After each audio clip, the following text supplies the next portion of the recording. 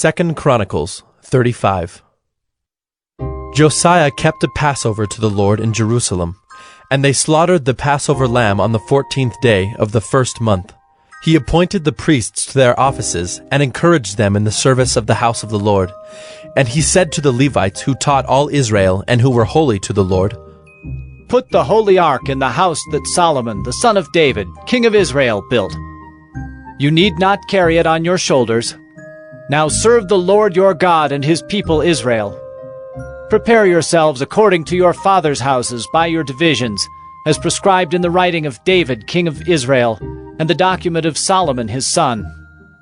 And stand in the holy place according to the groupings of the fathers' houses of your brothers the lay people, and according to the division of the Levites by fathers' households.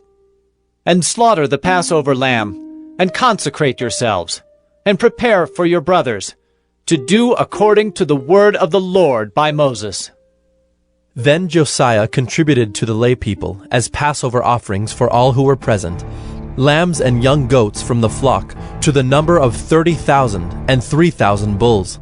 These were from the king's possessions, and his officials contributed willingly to the people, to the priests, and to the Levites. Hilkiah, Zechariah, and Jehiel, the chief officers of the house of God, gave to the priests for the Passover offerings 2,600 Passover lambs and 300 bulls. Conaniah also, and Shemaiah and Nethanel his brothers, and Hashabiah and Jeiel and Jozabad, the chiefs of the Levites, gave to the Levites for the Passover offerings 5,000 lambs and young goats and 500 bulls. When the service had been prepared for, the priests stood in their place and the Levites in their divisions according to the king's command. And they slaughtered the Passover lamb, and the priests threw the blood that they received from them, while the Levites flayed the sacrifices. And they set aside the burnt offerings that they might distribute them according to the groupings of the fathers' houses of the lay people, to offer to the Lord as it is written in the book of Moses. And so they did with the bulls. And they roasted the Passover lamb with fire according to the rule, and they boiled the holy offerings in pots, in cauldrons, and in pans, and carried them quickly to all the lay people. And afterward they prepared for themselves and for the priests, because the priests, the sons of Aaron, were offering the burnt offerings and the fat parts until night. So the Levites prepared for themselves and for the priests, the sons of Aaron. The singers, the sons of Asaph, were in their place according to the command of David, and Asaph and Heman and Jeduthun the king's seer. And the gatekeepers were at each gate. They did not need to depart from their service, for their brothers the Levites prepared for them. So all the service of the Lord was prepared that day to keep the Passover and to offer burnt offerings on the altar of the Lord, according to the command of King Josiah. And the people of Israel who were present kept the Passover at that time, and the feast of unleavened bread 7 days. No Passover like it had been kept in Israel since the days of Samuel the prophet. None of the kings of Israel had kept such a Passover as was kept by Josiah, and the priests and the Levites, and all Judah and Israel who were present, and the inhabitants of Jerusalem. In the 18th year of the reign of Josiah, this Passover was kept. After all this, when Josiah had prepared the temple, Necho, king of Egypt, went up to fight at Carchemish on the Euphrates, and Josiah went out to meet him. But he sent envoys to him, saying, "What have we to do with each other, King of Judah? I am not coming against you this day, but against the house with which I am at war. And God has commanded me to hurry. Cease opposing God, who is with me, lest he destroy you." Nevertheless, Josiah did not turn away from him, but disguised himself in order to fight with him. He did not listen to the words of Necho from the mouth of God, but came to fight in the plain of Megiddo. And the archers shot King Josiah. And the king said to his servants, "Take me away, for I am badly wounded." So his servants took him out of the chariot, and carried him in his second chariot, and brought him to Jerusalem. And he died and was buried in the tombs of his fathers. All Judah and Jerusalem mourned for Josiah. Jeremiah also uttered a lament for Josiah, and all the singing men and singing women have spoken of Josiah in their laments to this day. They made these a rule in Israel. Behold, they are written in the laments. Now the rest of the acts of Josiah, and his good deeds according to what is written in the law of the Lord, and his acts, first and last, behold, they are written in the book of the kings of Israel and Judah. 2 Chronicles 36.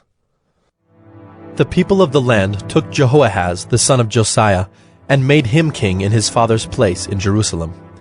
Jehoahaz was 23 years old when he began to reign, and he reigned 3 months in Jerusalem. Then the king of Egypt deposed him in Jerusalem, and laid on the land a tribute of 100 talents of silver and a talent of gold. And the king of Egypt made Eliakim his brother king over Judah and Jerusalem, and changed his name to Jehoiakim. But Necho took Jehoahaz his brother and carried him to Egypt. Jehoiakim was 25 years old when he began to reign, and he reigned 11 years in Jerusalem. He did what was evil in the sight of the Lord his God. Against him came up Nebuchadnezzar king of Babylon, and bound him in chains to take him to Babylon. Nebuchadnezzar also carried part of the vessels of the house of the Lord to Babylon, and put them in his palace in Babylon. Now the rest of the acts of Jehoiakim, and the abominations that he did, and what was found against him, behold, they are written in the book of the kings of Israel and Judah. And Jehoiakim his son reigned in his place. Jehoiakim was 18 years old when he became king, and he reigned 3 months and 10 days in Jerusalem. He did what was evil in the sight of the Lord. In the spring of the year, King Nebuchadnezzar sent and brought him to Babylon, with the precious vessels of the house of the Lord, and made his brother Zedekiah king over Judah and Jerusalem. Zedekiah was 21 years old when he began to reign, and he reigned 11 years in Jerusalem. He did what was evil in the sight of the Lord his God.